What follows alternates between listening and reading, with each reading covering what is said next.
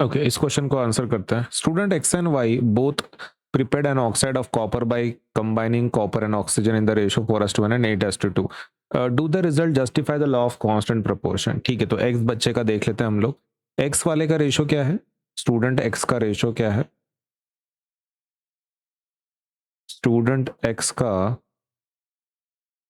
What is the ratio? Student x का ratio है 4:1। What is the ratio?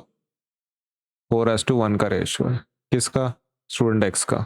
And what about student y? Student y के बारे में क्या कहना है? अगर तो स्टूडेंट y के बारे में ये कहना है कि 8:2 का रेशो है। क्या रेशो है? 8:2 का रेशो। ओके, तो अभी 8:2 के रेशो में कैसा हो रहा है?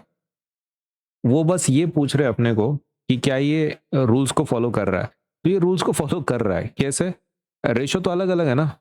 नहीं, एक्चुअली वो सेम ही है। अगर आप इसको डिवाइड करो, देखो ये 2 1 2 4 तो एक्चुअली ये किस में कन्वर्ट हो रहा है? आंसर आपका 4:1 में ही कन्वर्ट हो रहा है ना। अगर आप डिवाइड करते हो तो सिंप्लीफाइड फॉर्म तो वही है।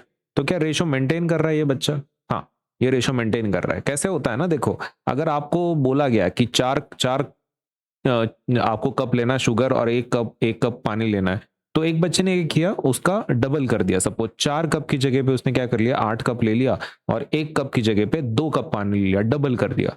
तो ठीक है ना, रेशो तो सेम ही मेंटेन हो रहा है ना। यहाँ का रेशो कितना है? 4:1 का।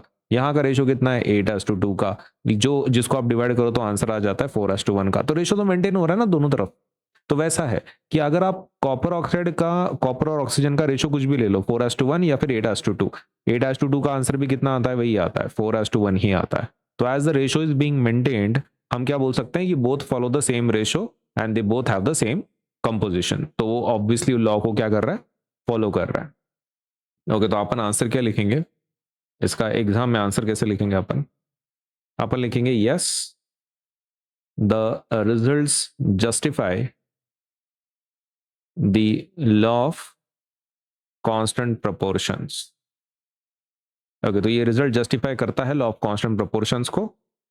Student x prepared the oxide in the ratio 4:1, while student y prepared it in the ratio of 8:2, which simplifies to 4:1। बराबर 4:1 में सिंप्लीफाई हो जाता है। Since both ratios are the same, the compound has a fixed composition by mass। Ratio का तो same ही है ना आपका। 8:2 का मतलब ही क्या होता है? 4:1 में कन्वर्ट होता है, राइट वो। ओके, तो आपको अगर ब्रैकेट में यहाँ पे मेंशन करना है तो आप यहाँ पे कर सकते हैं। 8:2 इज एक्चुअली इक्वल्स टू 4:1, है ना। ऐसा आप बता सकते हैं। Since both the ratios are the same, the compound has a fixed composition by mass. Therefore, the results support the law of constant proportions। Ratio equal आना जरूरी है ना। क्या रेशो लेते हो मैटर नहीं करता। अब यहाँ पे 4:1 है, उन्होंने रेशो अलग लिया था वाई के बच्चे ने 8/2, लेकिन अगर आप उसको 2 से डिवाइड करो तो वो रेशो क्या हो रहा है? 2 4 2 1 तो 4:1 ही आ रहा है। तो रेशो तो मैच हो रहा है। Now as the ratio is matching, that means ratios are matching, तो कंपाउंड फिक्स कंपोजिशन में एक दूसरे के साथ कंबाइन हो रहा है। तो दैट इज आवर आंसर कि यस, वो लॉ को फॉलो कर रहा है, लॉ ऑफ कांस्टेंट प्रोपोर्शन।